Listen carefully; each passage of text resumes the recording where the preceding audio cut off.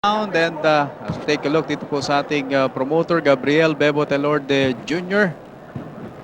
and his wife, Miss Arlene Telorde, enjoying this great promotion nila, no? Talaga namang sulit itong promotion natin tinamaan dito. si Peloni doon. Dalawa, tatlo, apat.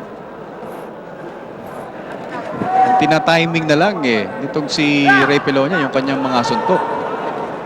Ito, mukhang nagiging punching bag dito si Ray Pelonia. Parang Rocky Marciano style na eh. Okay lang kung makatanggap siya. Basta makapasok lang siya. Oo. Siya At naman ngayon. makatama. Oo.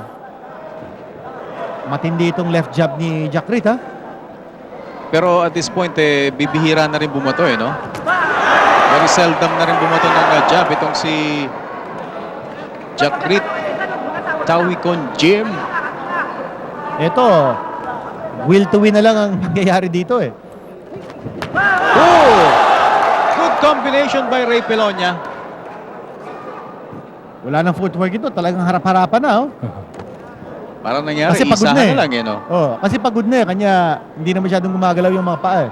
Kulang na lang ilagay mo sa loob ng phone booth. Oo. Lalo doon na magkatapusan.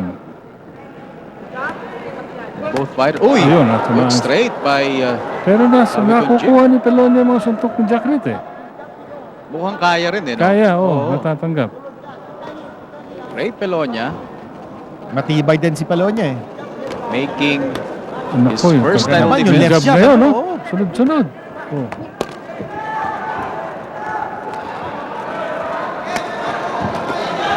Yung uppercut.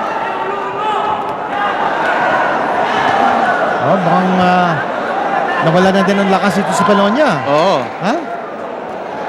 Oh, Dinadaan niya ngayon sa sa dami. Sa Dami, dami. no? Yeah. sa quantity. Medyo yung quality ng suntok niya nabawasan. Oo. Wala nang anghang, ano?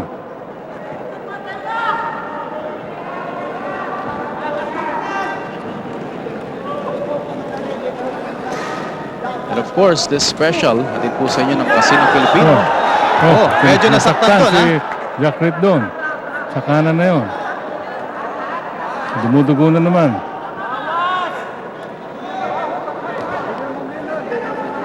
Jack Reed Tawikon Gym, undefeated before entering this bout, and the crowd sensing that Jack Reed is in danger.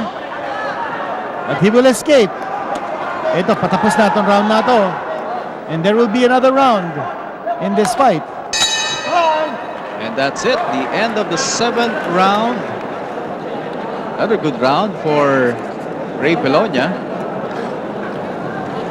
Our good Senator Ramon Revilla, an avid boxing fan, enjoying this championship match between Ray Pelonia and Jack Reed Tawikon Gym of Thailand. Sino ba naman ang hindi mag-enjoy sa ganitong klaseng laban?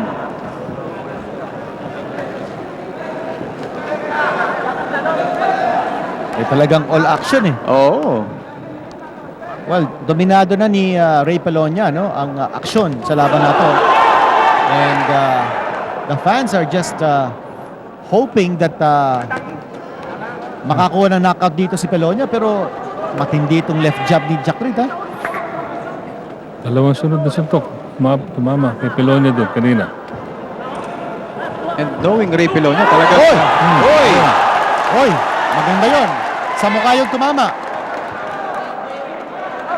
Dalawang solidong suntok ang pinatama ron ni Ray Pelonia. Pero tinina ko yung tuhod eh. Wala eh. Walang epekto sa tuhod eh. Oo. Nakatindig pa itong Thailander. Pero bumawi ron si Jack Reed. Oo. Good right straight. Pareho matibay. May puso itong parehong boxers na to. No? Oo. And again, yung cut, medyo bumubuka na naman, no? Para dito kay Ray Pelonia.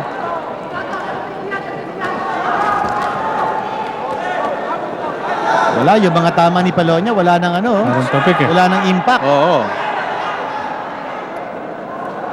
He's not gonna knock out Jack Reed that way.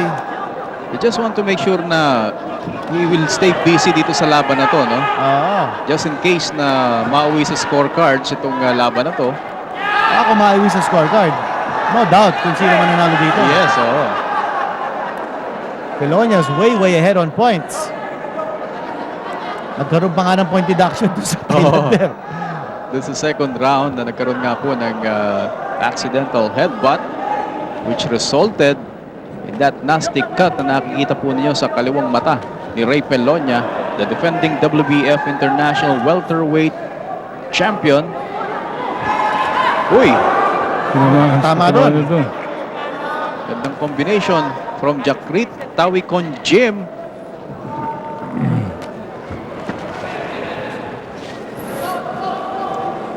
This is Pelonia's first title defense.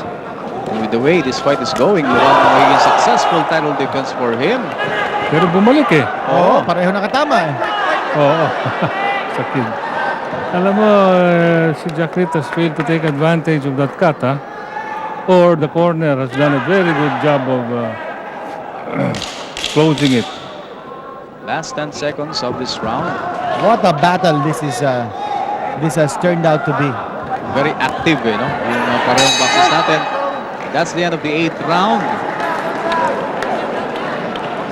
9th round coming up after some few words from our sponsors.